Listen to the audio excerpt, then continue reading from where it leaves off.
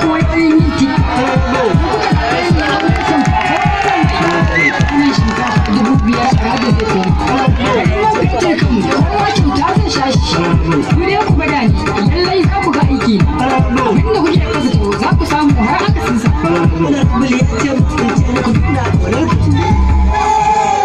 ya kamata kai magana ko akan yan gudun hijira. Kai da Allah rabu da wayannan ana ta yadda za ta zabe kana magana akan wasu yan gudun hijira. Allah rabu a dai magana akan su kasu tan kawo ga mutum san san akan a to ba matsala ba za a sa su kawai ku je to yan gudun hijira su ma suna a tsarin mu tun da zan ba a gida guda su hutawa kaga kun kaki abin buga da ishi Allah sarki abun kamar abun kokawa ya sun kuma bashi ne an kula sai mun bashi ana bakin riba to ake so ya ga ya faɗi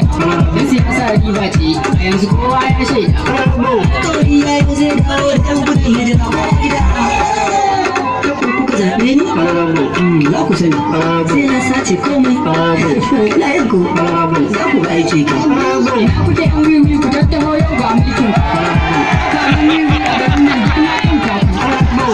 kai wannan shege ne dan waye shi ai ku a yanzu da duk kun fara ba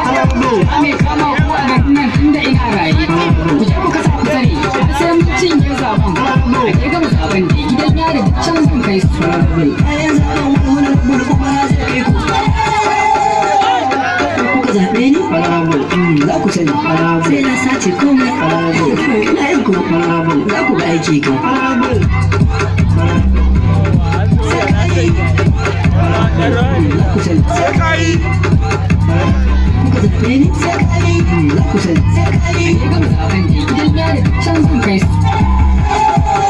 da sai asa riba ce a yanzu kowa ya shaida